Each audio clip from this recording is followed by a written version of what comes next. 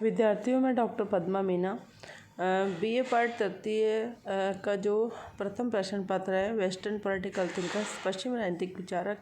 आज के व्याख्यान में मैं आपको जॉन स्टुअर्ट मिल जो कि उपयोगितावाद के अंतिम प्रवर्तक और व्यक्तिवाद के अग्रणी दार्शनिक माने जाते हैं, उन्होंने बेंथम के उपयोगितावाद में क्या संशोधन किए, इस पर आज का मेरा व्याख्यान आधारित रहेगा। और विद्यार्थियों, आपके परीक्षा की दृष्टि से ये व्याख्यान बहुत इम्पोर्टेंट है, क्योंकि अक्सर प्रश्न पत्र में यही प्रश्न पत्र पूछा जाता है, यही प्रश्न पूछा जाता है कि मिल द्वारा बेंथम के उपयोगितावाद में क्या क्या परिवर्तन या संशोधन किए गए हैं। तो मिल ने बेंथम के उपयोगितावाद में क्या क्या संशोधन किए। मिल ने बेंथम के उपयोगितावाद में संशोधन किया, जिससे माना जाता है कि उपयोगितावाद का मूल दर्शन में ही आधारभूत परिवर्तन हो गया। और जे.एस. मिल ने उपयोगितावाद में संशोधन किए। उसके संबंध में प्रोफेसर आशीर्वादम जैसे विचारकों ने भी लिखा है कि उसने बेंथम की कठोर नैतिक मान्यताओं को नम्य मतलब सौम्य बना दिया, परंतु ऐसा करके उसने उपयोगितावाद को अधिक मानवीय परंतु साथ ही साथ कम स्थिर और कम दृढ़ बना दिया। और मिल ने स्वयं कहा कि मैं पीटर हूँ जो अपने स्वामी को स्वीकार नहीं करता। तो मिल ने बेंथम के उपयोगितावाद में जो संशोधन किए वो इस प्रकार है। पहला संशोधन मिल ने बेंथम के उपयोगितावाद में यह किया कि उसने सुखों में गुणात्मक भेद माना। बेंथम ने सुखों में केवल मात्रात्मक भेद माना था, किंतु मिल ने उनमें गुणात्मक भेद भी माना। बेंथम का कहना था कि सब सुख समान है, अतः खेलने में उतना ही आनंद आता है जितना काव्य पाठ में। लेकिन मिल ने इसका प्रतिवाद करते हुए कहा कि सुख में केवल मात्रा का ही नहीं बल्कि गुण का भी भेद होता है। और इसके पक्ष में उसने अपने तर्क के पक्ष में बताया कि जिन लोगों को उच्च स्तरीय और निम्न स्तरीय दोनों प्रकार के सुखों का अनुभव है, वे उच्च स्तरीय सुखों को निम्न स्तरीय सुखों की अपेक्षा अधिक चाहते हैं। और मिल के अनुसार शारीरिक आनंद से बौद्धिक आनंद उत्कृष्ट है, इससे मानसिक शांति मिलती है तथा ये अधिक स्थायी और सुरक्षित होते हैं। इसी तरह से मिल ने यद्यपि सुखों में गुणात्मक अंतर बताकर उपयोगितावाद को निरा भौतिक सुखवादी मानकर उसकी आलोचना करने वालों का मुंह बंद कर दिया, किंतु ऐसा करने में मिल उपयोगितावाद के केंद्रीय विचार से काफ़ी दूर चला गया है, क्योंकि उपयोगितावाद के अनुसार मनुष्य के जीवन का सर्वोपरि उद्देश्य क्या है? सुख प्राप्त करना है। अतः मिल के अनुसार सुखों में गुणात्मक अंतर मान लेने का अर्थ यह होगा कि मानव जीवन का उद्देश्य उपयोगिता नहीं है बल्कि कोई अन्य तत्व है। इस प्रकार मिल ने सुखवाद का आधार मात्रात्मक की अपेक्षा गुणात्मक बतलाकर बेंथमवाद को खंडित कर दिया है। तो ये तो हुआ कि मिल ने बेंथम के उपयोगितावाद में क्या संशोधन किया। पहला बिंदु, जैसा कि विद्यार्थी मैंने आपको बताया कि मिल ने सुखों में गुणात्मक भेद माना, जबकि बेंथम ने सुखों में केवल मात्रात्मक भेद ही माना था। दूसरा संशोधन मिल ने बेंथम के उपयोगितावाद में यह किया कि सुखों को जहाँ बेंथम ने कहा था कि मापा नहीं जा सकता, वहीं मिल ने कहा कि सुखों में गुणात्मक अंतर बतलाकर मिल ने यह भी स्वीकार किया कि सुखों की नापतोल नहीं की जा सकती।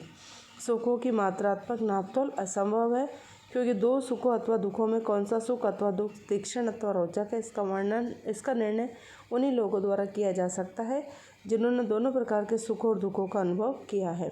मिल के अनुसार सुख की श्रेष्ठता या उपयोगिता को जांचने का तरीका केवल विद्वानों की सहमति या सम्मति हो सकती है। ज्ञानी व्यक्ति जिन्हें विभिन्न सुखों की अनुभूतियों का ज्ञान है, वही सुखों की श्रेष्ठता तथा उपयोगिता तथा उनकी निम्नता के संबंध में निर्णय दे सकते हैं।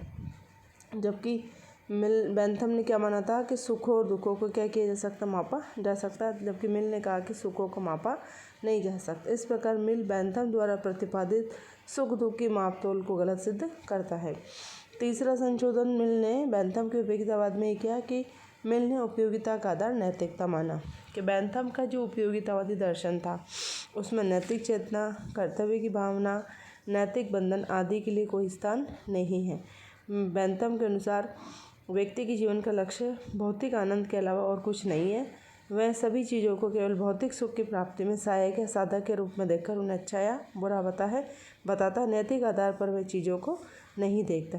इसलिए मैक्सी ने कहा था कि बेंथम ने राजनीति को नीतिशास्त्र से उसी प्रकार पूरी तरह से अलग कर दिया जिस प्रकार मैकियावेली ने किया था, किंतु मिल का विश्वास था कि मनुष्य की चेतना के निर्माण में प्रेम, सहानुभूति, धार्मिक भावना और आत्म उत्सर्गिक प्रवृत्ति का भी योगदान रहता है।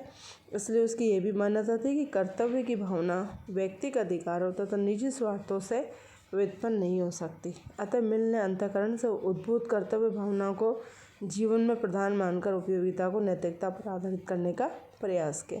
और अंतःकरण का प्रधान गुण है अन्य लोगों के सुखों की वृद्धि तथा उनके दुखों का हास्य चाहना या उनमें दुखों में कमी करना।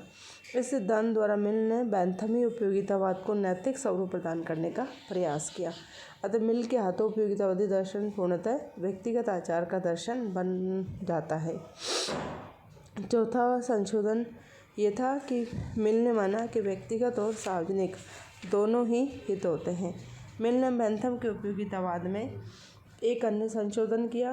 बैंथम ने व्यक्तिगत और सामाजिक हित में सामंजस्य स्थापित करने की दृष्टि से दंड भय के सिद्धांत का प्रतिपादन किया और उसका मानना था कि दंड भय के कारण व्यक्ति को बुरे और असामाजिक कार्य करने से रोका जा सकता है। इसलिए बैंथम ने दंड के 4 प्रकार बताए: भौतिक दंड, राजनीतिक दंड, नैतिक दंड और धार्मिक दंड। निश्चय ही इन चारों प्रकार के दंड के भय से व्यक्ति अच्छा आचरण करने के लिए बाध्य किया जा सकता है, अर्थात व्यक्ति को मजबूर किया जा सकता है कि वह अच्छा आचरण करे इन दंडों के भय के कारण। किंतु मिल इन्हें केवल बाह्य बंधन मानता है। स्वार्थ और सार्वजनिक सुख के अंतर को कम करने में मिल की मान्यता बैंथम से भिन्न है। मिल का कहना है कि उपयोगितावादी मानदंड व्यक्ति का अधिकतम सुख न होकर अधिकतम सामूहिक सुख है। इसलिए बैंथम द्वारा प्रतिपादित चारों बाह्य दंडों अथवा अनुशास्त्रियों को मिल व्यक्तियों में एकता स्थापित करने की दृष्टि से कृत्रिम और अस्थायी मानता था। और मिल का स्पष्ट मत था कि बाह्य तथा आंतरिक दोनों प्रकार के अनुशास्त्रियों द्वारा ही व्यक्ति को सार्वजनिक सुख की वृद्धि के लिए विवश किया जा सकता है। और वास्तव में आंतरिक दंड भय को, जिसे उसने अंतःकरण के नाम से संबोधित किया, अधिक वास्तविक और शक्तिशाली मानता था। उसके अनुसार प्रत्येक व्यक्ति में मानव जाति के सुख की भावना रहती है, इसलिए उसे सार्वजनिक सुख के लिए उत्सुक होना चाहिए और उसे बढ़ावा देना चाहिए। 5वां संशोधन मिल ने यह माना कि स्वतंत्रता संबंधी धारणा में अंतर माना। जहाँ बैंथम के स्वतंत्रता संबंधी सिद्धांत को भी मिल ने संशोधित किया। बैंथम के अनुसार स्वतंत्रता उपयोगिता सिद्धांत की अनुगामिनी होती है। अगर गामिनी नहीं, उसे स्वतंत्रता को सुरक्षा से अधिक महत्वपूर्ण नहीं माना। परंतु मिल के अनुसार स्वतंत्रता का स्वयं अपना महत्व होता है और वह स्वयं अपने आप में एक साध्य है और उपयोगिता की प्राप्ति के लिए स्वतंत्रता साधन नहीं होती। अंतिम अंतर है या मिल ने अंतिम जो संशोधन बैंथम के उपयोगितावाद में किया वो था कि संपत्ति के अधिकार के संबंध में दोनों को भिन्न माना। कि बैंथम ने जहां राज्य को कानूनी रूप से उच्च संस्था माना और समाज कल्याण में राज्य के कार्य और हस्तक्षेप का समर्थन करने के बाद भी वह व्यक्ति की संपत्ति के अधिकार को महत्व देता है तथा आर्थिक क्षेत्र में राज्य के हस्तक्षेप का समर्थन नहीं करता। इसके विपरीत मिल मानता है कि व्यक्ति की स्वतंत्रता का महान पोषक और राज्य के सीमित कार्यों का समर्थक होने के बाद भी संपत्ति के अधिकार कैसा होना चाहिए, सीमित होना चाहिए तथा आर्थिक क्षेत्र में मजदूरों, बच्चों और स्त्रियों के कल्याण के लिए आवश्यक कानून संरक्षण और राज्य के हस्तक्षेप को आवश्यक मानता है। व्यक्तिवादी होते हुए भी यहाँ मिल गरीब और शोषित वर्ग के हित में राज्य के आर्थिक क्षेत्र में हस्तक्षेप और नियंत्रण के अधिकार का समाजवादियों के समान समर्थन करता है। इसलिए एबस्टी ने लिखा है कि मिल ने अपने जीवन का प्रारंभ उपयोगितावाद के रूप में तथा अंत समाजवादी के रूप में किया। इस प्रकार निष्कर्ष के रूप में हम कह सकते हैं कि मिल ने उपयोगितावाद की आधारशिला ही बदल दी तथा उसे नैतिक आवरण में रखकर नया रूप प्रदान कर दिया। ऐसा करते समय यद्यपि वह बैंथमी उपयोगितावाद से काफ़ी दूर हट गया है, किंतु उपयोगिता को जो उसने नवीन स्वरूप प्रदान किया है वह काफ़ी आकर्षक और प्रभावशाली है। मिल के हाथों में व्यक्ति केवल अपना सुख चाहने वाला नहीं रह गया है, अपितु में दूसरों का सुख चाहने वाला श्रेष्ठ नैतिक प्राणी बन गया है। मिल के व्यक्तिगत आचार के दर्शन को यदि राज्य पर हम लागू करें तो इससे निष्कर्ष निकलता है कि राज्य व्यक्ति को केवल भौतिक सुख प्रदान करने वाली संस्था न होकर एक नैतिक संस्था है जिसका उद्देश्य भी नैतिक है। धन्यवाद।